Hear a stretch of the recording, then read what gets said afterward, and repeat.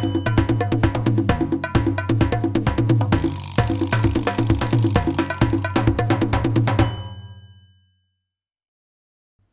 this math tutorial, we'll be having a look at column subtraction and how we make use of lending numbers from higher place values or larger place values in order to get to the correct answer. But let's first define what is subtraction. So subtraction is when we minus or subtract two or more numbers from each other. For example, if we have 23 and we want to subtract 12 from 23, we will get to 11. And we do it by simply looking at our place values again. 23 is 3 ones and 2 tens, and 12 is 2 ones and 1 ten. And if we subtract, we will get 1 1 and 1 10. We did this by saying 3 ones minus 2 ones equals 1 ones. And 2 tens or 20 minus 1 10 or 10 equals 1 10 or 10.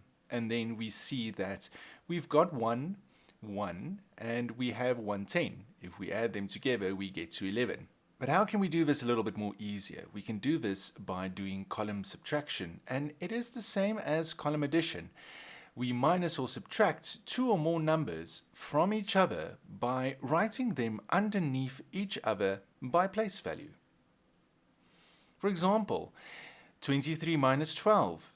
If we write them underneath each other, 23 and 12, we know that we are going to minus 12 from 23, and we are going to get our answer below the line. So let's then break it up into place values, ones and tens, then work from smallest, the ones, to the largest, tens and higher, top to bottom. We are going to say 3 minus 2 for the ones equals 1, and 20 minus 10 or 2 tens minus 1 10 equals 1 10 or 10, and we write our answer. So a lot more easier than having to think in terms of place value all the time and then adding up at the end. For larger numbers, it works exactly the same. Here we have 355 minus 215. Writing them underneath each other, knowing that we will be minusing and getting an answer below our line, we are going to do, by breaking it up into our place values, ones, tens, and remember now we have hundreds as well, working again from smallest to largest, top to bottom, starting with ones. 5 minus 5 equals 0.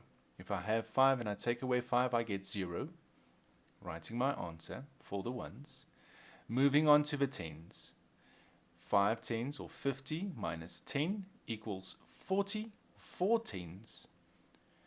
And finally, for my hundreds, I've got 300 minus 200 equals 100. Getting to the answer of 140. But what happens if we have a situation where the numbers are unique in a way that we cannot subtract them without getting a negative number? Well, then we are going to have to lend numbers. For example, if we have 21 minus 9, we are first going to write them underneath each other, 21 minus 9, and the answer line or the equal line.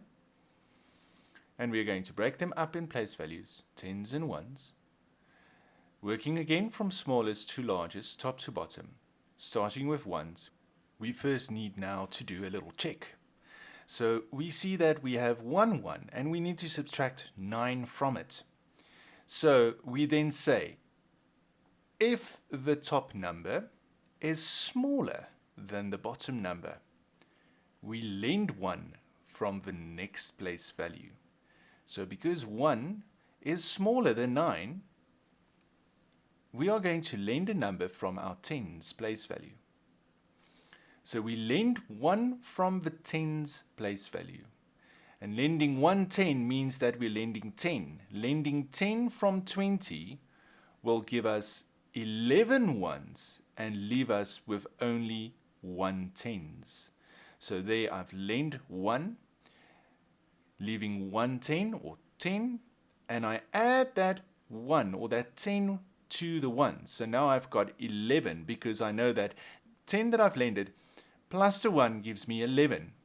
So writing them right next to each other so that it looks like 11, I now have enough ones to subtract 9 from, because now I've got 11 and I subtract 9, and 11 is bigger than 9, so the number needs to be bigger.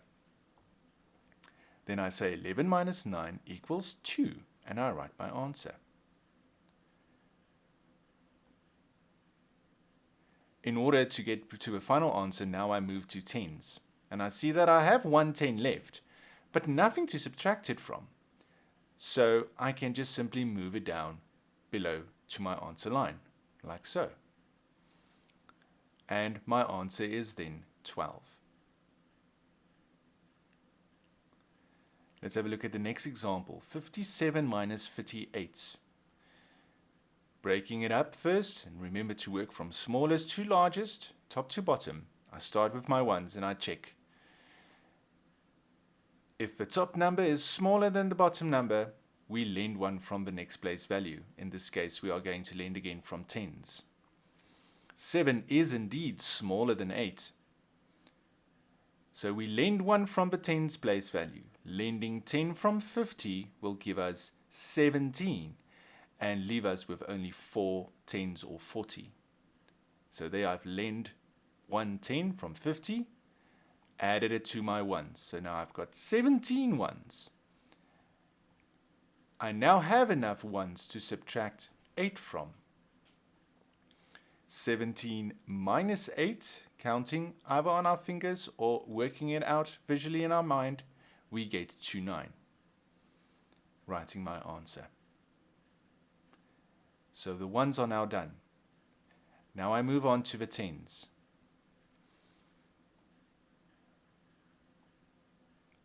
Let's check. 4 is bigger than 3, so I do not need to lend. So I can subtract 4 from 3 and write my answer. 4 minus 3 equals 1. And there's my final answer. 47 minus 58 equals 19.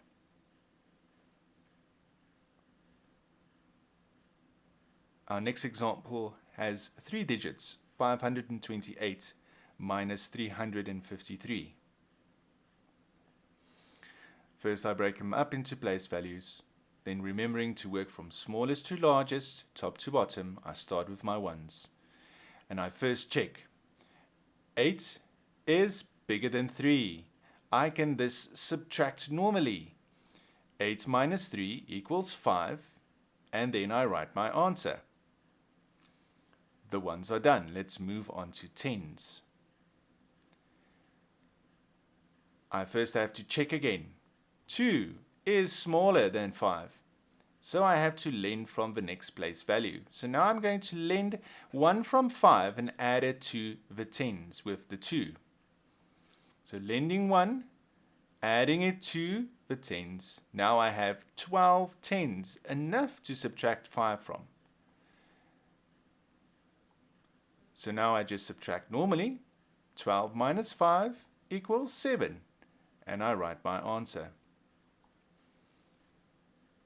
My tens are done. I move on to the hundreds.